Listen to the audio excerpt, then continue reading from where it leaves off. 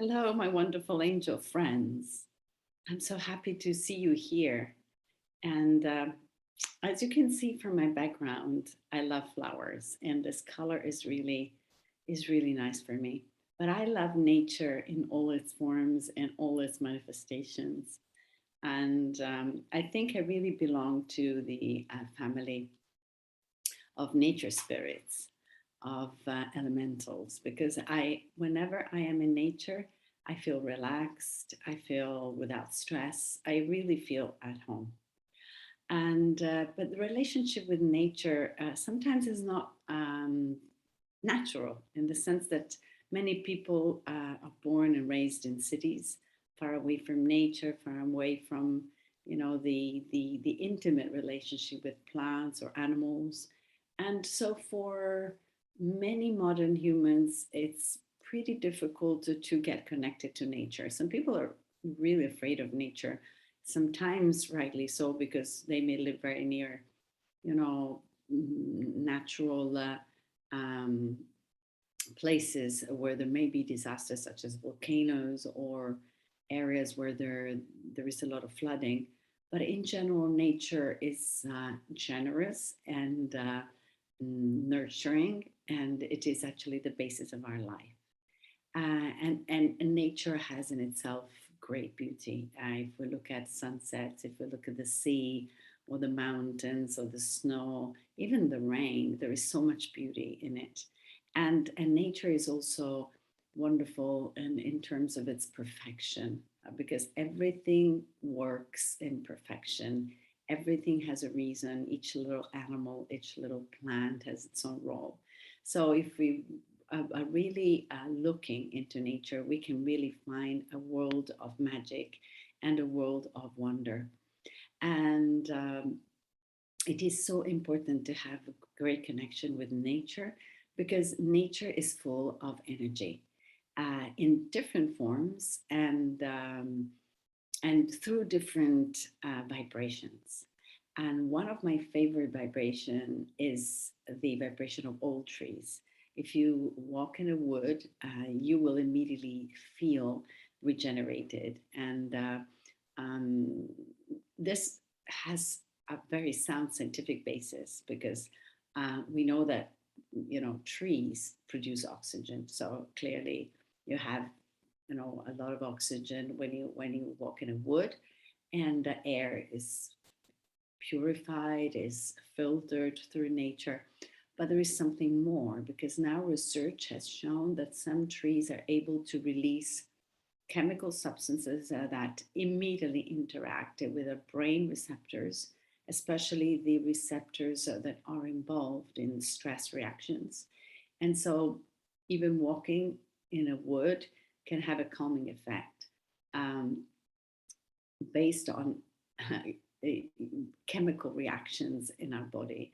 So I always suggest my customers, my friends, my children, that they should have a walk in nature, and especially in a forest, because this is so healing, that it is so overwhelming.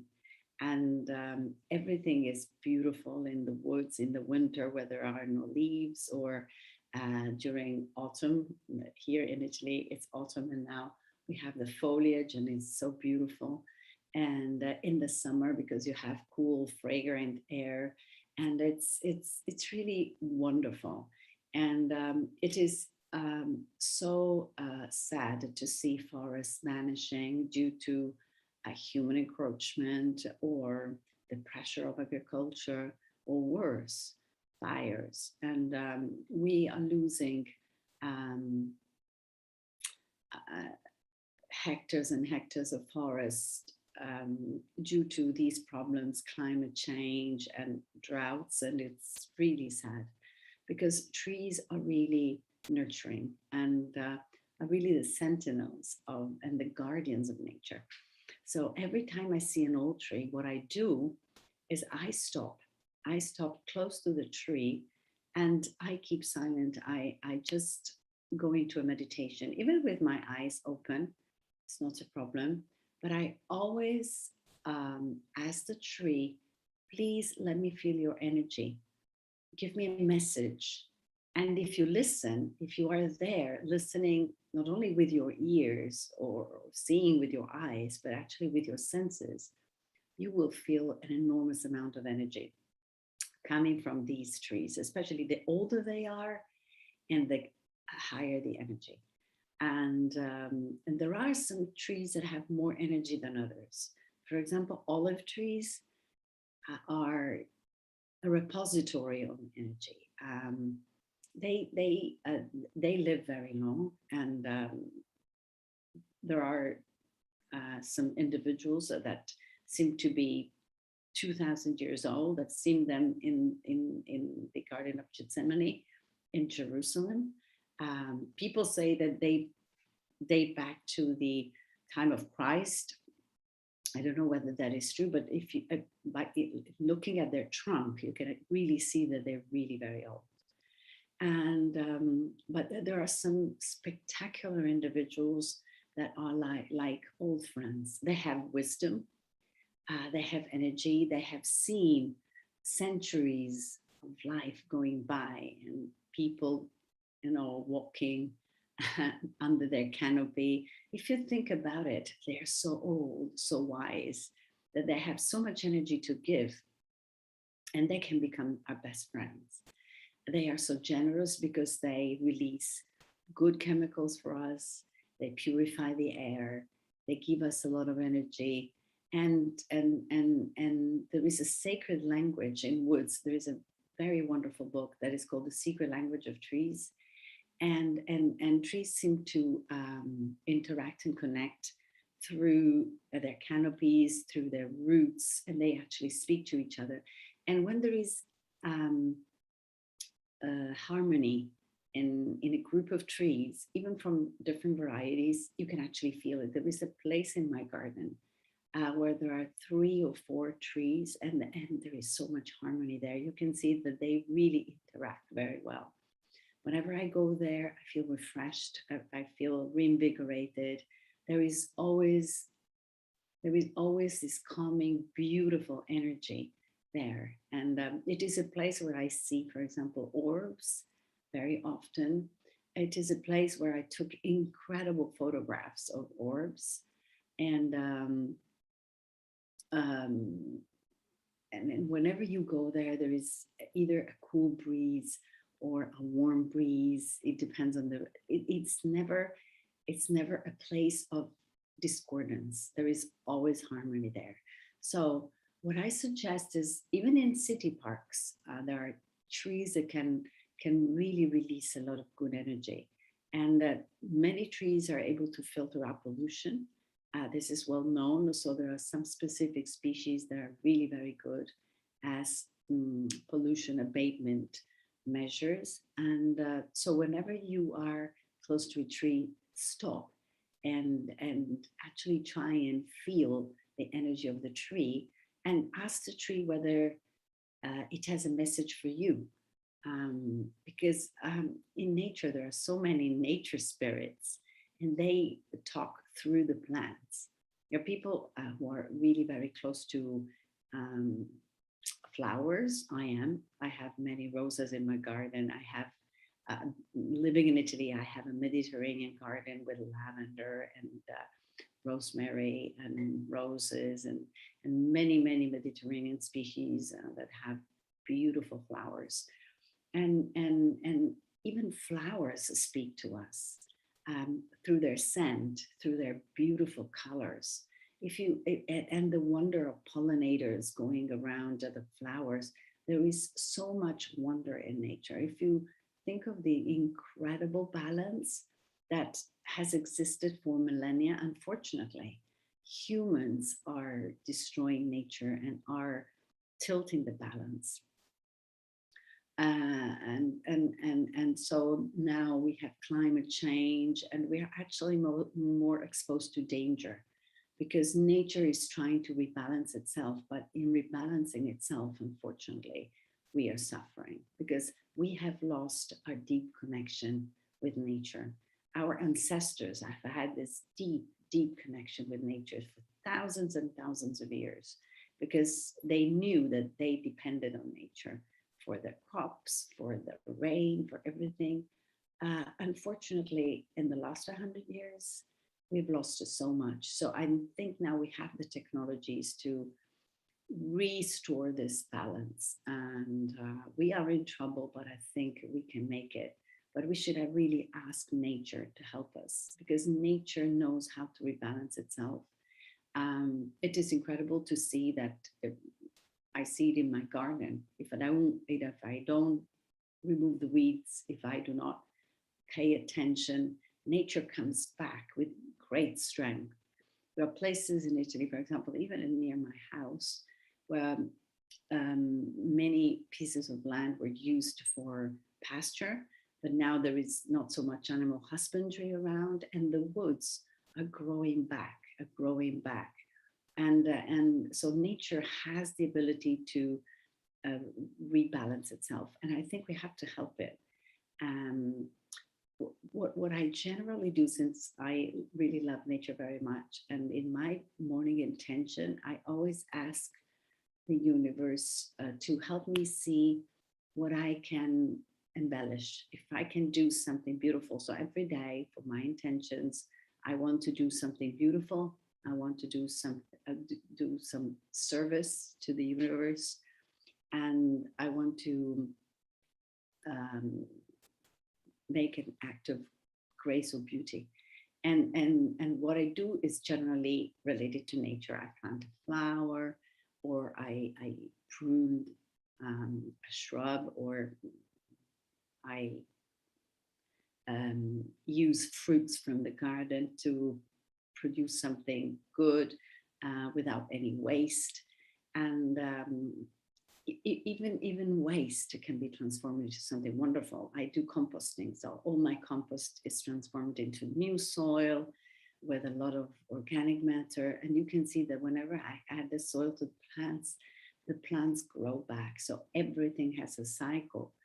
And now that it's the autumn, all the leaves are falling, and I know that this is just another cycle, and then spring will come back with all its beauty, and nature is so wonderful if we just stop observing. So even in my intention every day, I ask the universe to give me the possibility to see beauty around me. And if you look in nature, and there is so much beauty, there is so much wonder. And when we think about the world of fairy tales, fairies, actually they do exist in nature. They do exist as wonderful nature spirits. They're always there to help us. They're always there working so that nature is in perfect balance. And a wonderful archangel to call to nature is Archangel Ariel. Archangel Ariel is the angel of nature, and she is there to rebalance everything. So I always give a prayer to Archangel Ariel, asking her to, for me, she comes with a feminine energy. I don't know why, but this is how I feel her, even though I know archangels and angels don't have gender, but her energy is so soft, so, feminine, that I associate her with a female energy. So whenever I pray to her and I ask her to send her army of elementals, beautiful nature spirits to rebalance my garden, to rebalance a park, or to rebalance even a place that I see that is discordant when there is litter, for example, or pollution, or you see something that you really don't like, I just ask Archangel Ariel, please come with your army and fix the situation, make this place beautiful again. And I think, for example, when people are doing something for nature, now there are many grassroots movements, and even in Italy. So people who get together to clean beaches from plastic, or to clean a street, or to you know put some order in an abandoned garden, or mow the lawns and trim the trees. I think Ariel and her army of nature spirits are helping them.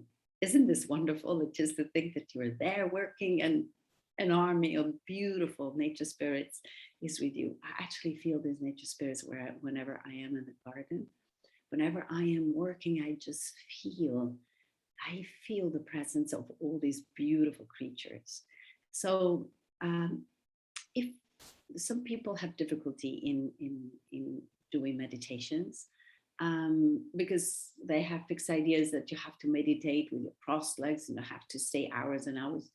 Well, I always suggest to go and have a walk in a garden, in a park, even with your eyes open. This is meditation. If you just tune in with nature, tune in with with the greenery, with the lush vegetation around you, just ask the plants, ask that universe with all these beautiful, wonderful creatures to send you messages to help you see the beauty of this incredible cosmos. And it is a whole universe. And I remember many years ago, I saw a film which was not actually related to nature, but it was a film in which the kids some kids in the family became very small. I think the title was "Oh My God, I Shrunk the Kids," and there was this whole part of these little kids who had become so small that even um, grass was becoming impossible. The garden had become a huge place, and the kids had difficulty in actually going through the garden because of the grasses was so tall for them. And within this micro universe, there were incredible creatures that we do not see, such as many insects and all the chemical exchanges with thousands and thousands of little animals and organisms that uh, continuously process everything in the soil, and they eat up the mulching, and it's incredible. So I remember that. I remember those scenes of these little kids that were walking in this incredible universe, a universe that sometimes we do not see. But if we think about it, and it's just amazing, amazing that nature can regenerate itself with this incredible rhythm, and with the rhythm of the seasons. And you know that spring is coming back, and that every morning the sun is going to rise and there is a sunset. So we take this for granted, of course, but probably it's not for granted. We don't know how many years we can stay on this planet. But in any case, if you think about the wonder of all this, the incredible mastery of the universe, it is just going into another world. And I think that especially people who live in the city, um, everybody should actually get into nature, even in a park city, in a city park. It's absolutely possible to do it. For example, if you go to Central Park in New York, New York is heavily built and heavily populated.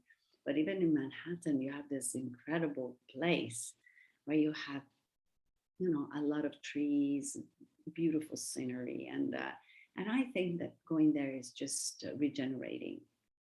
Even walking or just sitting in a park can be refreshing, can be re-energizing. So this is what I think we all should do. I do this every single day. For me, it's just a question of life. I think I really would not be able to live without nature in all its forms. I love the sea, I love the mountains, I love everything. So I try always to devote some time to be in nature, in the garden, in the park, walking in a forest, cycling in the woods, whatever, riding. I love riding. So riding for me is a great way of being into nature, because of course animals are part of nature. If you love animals, if you love your pets, you know how important it is to have a relationship with them and how close we can become to these pets. I remember I had a program on pets because I had lost a favorite pet of mine, a wonderful cat called Pixie. And Pixie was like an alien. He was a strange breed called Devon Rex. And the face of the Devon Rex was actually used to, draw E.T. for the film. And in fact, this cat was just extraterrestrial. He had beautiful slanting eyes. And the relationship with this pet was so intimate. He was just part of this wonderful universe, and he was really an advanced creature from a spiritual point of view. He really emitted a lot of light, a lot of energy. He was a wonderful creature. I have another cat, and he is really wonderful too, full of energy. And if you look at a cat, you know how we should live. Cats always find the right place to sleep. They seem not to be worried about the world around them. They know what to do. They are absolutely resilient, and it's wonderful to look at what cats do and how they live.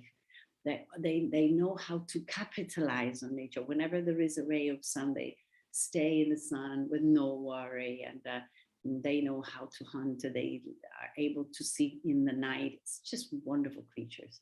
But we are surrounded by wonderful creatures. Bees are wonderful creatures. I don't have too much knowledge about bees, but my friend here close to my house, she has beehives, and now she is very much into bees. And she, every time she talks about her bees, I mean, it's a whole world. I mean, they seem to have an incredible social architecture and life and organization. And if you think about it, without bees, there would be no food. It's scary. And so I really hope the bees can become resilient to, because some bees are dying out because of pollution, because of herbicides and pesticides. And it's always wonderful to see them coming into the garden, swarming around the trees. Now, for example, in my garden, I have a species, a Mediterranean species of tree called Irish cherry. I think it's the name in English is Irish cherry. They are, they produce large, rounded, red berries, and they're full of vitamin C. But it's, I think, one of the very few trees, uh, um, and they have flowers and the fruits at the same time. So now you see these beautiful trees with this red balls, and they look like Christmas trees. And together with these fruits, they also have flowers. So these trees are full of bees, even in the autumn. It's incredible how generous nature is. And so you see that the bees are really happy there.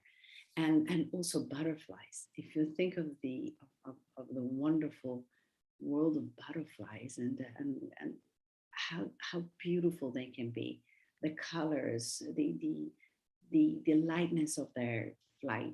I really love them. And whenever I see them, for me, I always equate them to angels. And whenever I see a butterfly, I think there is an angel flying around. So I'm always very happy. And it's wonderful to see all the butterflies going around, and it's just wonderful. So if you really want to, tune in into the wonder of nature, just walk in nature and go and have a look at the trees, at the shrubs, at the bees, at sunset, at the sea, wherever you are. Even 5 minutes will make a difference in your life.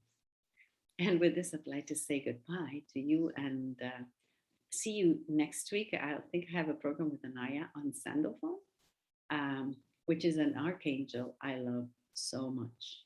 It is the archangel to whom we can give all our prayers and all our wishes, and he will bring these wishes and these prayers up to the heavens, up to the quantum field to have them fulfilled. So see you next week, and ciao from Rome. Bye from Silver.